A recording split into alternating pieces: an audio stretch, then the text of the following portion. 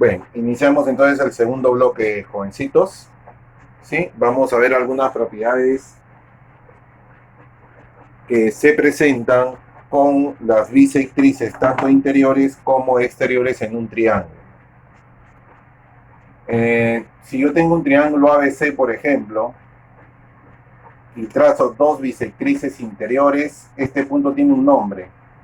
Este punto se le llama el famoso incentro. ¿Ya? Por ahí también deberá pasar la bisectriz del otro ángulo interior. Bien. ¿Qué se cumple? Que el ángulo formado por dos bisectrices, por la bisectrices de dos ángulos interiores, siempre va a ser igual a 90 grados más la mitad del tercer ángulo en cuestión. En este caso, si le ponemos B, sería B sobre 2. ¿Qué pasa cuando yo trazo una bisectriz interior y la bisectriz de un ángulo interior y la bisectriz de un ángulo exterior? Estos se van a intersectar en un punto y este punto se le llama, ¿sabes cómo? Excentro. Todo triángulo tiene tres excentros. Entonces, este sería, por ejemplo, el excentro relativo al lado BC, porque está hacia el lado BC. Por ahí debe pasar la bisectriz que parte del vértice B también, la bisectriz del ángulo exterior en B. El ángulo formado por una interior y una exterior va a ser igual siempre a la mitad de la medida del tercer ángulo, que en este caso sería el vértice B, B medios, ¿no? Así.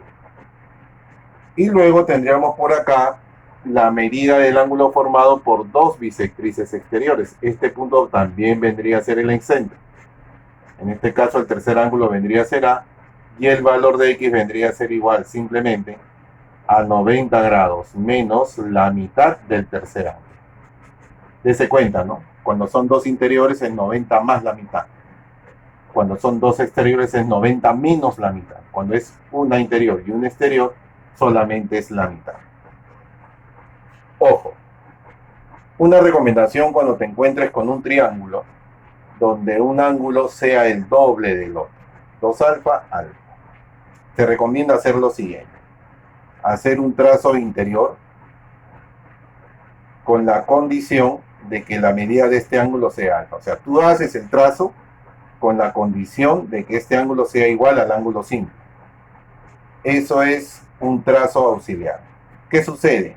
Que de esa manera este ángulo vendría a ser 2 alfa. Fíjate este triángulo que aparece por acá. ¿Qué triángulo se ha formado? Muy bien, es un triángulo isósceles. Muy bien. Por consiguiente, entonces, si BD es una bolita, acá también debe ser una bolita. Y este triángulo que se ha formado por acá también es un triángulo isósceles. Entonces acá también tendría que ser otra bolita. ¿Qué se ha hecho entonces con ese trazo? Fíjate, con ese trazo lo que se ha hecho es dividir al triángulo en dos triángulos parciales que sean isósceles y obviamente es más fácil trabajar con ellos. Pero a veces no conviene hacer el trazo interior. Entonces lo que se tiene que hacer es un trazo exterior. En este caso, prolongas el lado hacia donde está el ángulo doble, acá está el ángulo doble, y desde el vértice, desde el tercer vértice, trazas un segmento. Por ejemplo, el segmento B, con la condición, porque siempre cuando haces un trazo tienes que hacerlo bajo una condición, que ese ángulo sea el ángulo simple. Entonces, si te das cuenta, este triangulito que aparece por acá vendría a ser un triángulo isósceles, porque la medida de este ángulo sería alfa, para que la suma de estos dos me dé 2 alfa. ¿Ok? Bien. Fíjate entonces lo que sucede, futuro del país. Ese triángulo que acabo de indicarte con líneas, con puntos, sería un triángulo isósceles. Y también, si te das cuenta, el triángulo total vendría a ser un triángulo isósceles también. Entonces, ahí lo tenemos. ¿Sí? Nuevamente hemos generado a partir de un triángulo cualquiera, cuya condición es que un ángulo interior sea el doble de otro ángulo interior, dos triángulos isósceles. En el problema número 2 me indican lo siguiente, ¿no?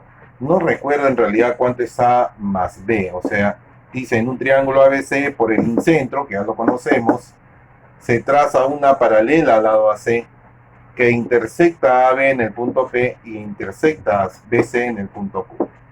No recuerdo cuánto es el dato, porque como estoy grabándolo desde el celular y dentro del celular tengo el libro, no lo puedo ver ahorita. Entonces, vamos simplemente a que sea en función de A y B, nada más.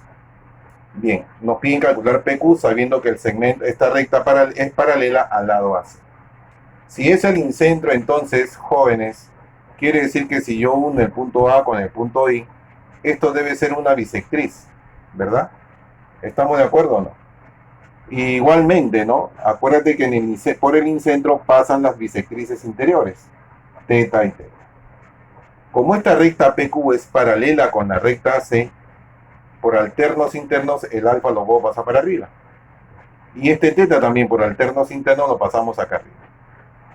Dime, este triángulo que te voy a indicar con líneas, con puntos, ¿qué triángulo vendría a ser? Un triángulo isósceles, por lo tanto acá mide A también. Este triángulo que se ha formado por acá también vendría a ser nada más y nada menos que un triángulo isósceles. Si acá mide B, tú mides B. Por consiguiente, futura del país, ya tenemos el resultado, ¿verdad? PQ, que es lo que te piden calcular, vendría a ser la suma de A y de B. ¿Qué es dato del problema en realidad? ¿No? No sé si es 10, 12, 15, 8, no sé. La respuesta sería entonces la suma de estos dos segmentos, que es el dato del problema. ¿Ya? Nos vamos entonces al siguiente bloque.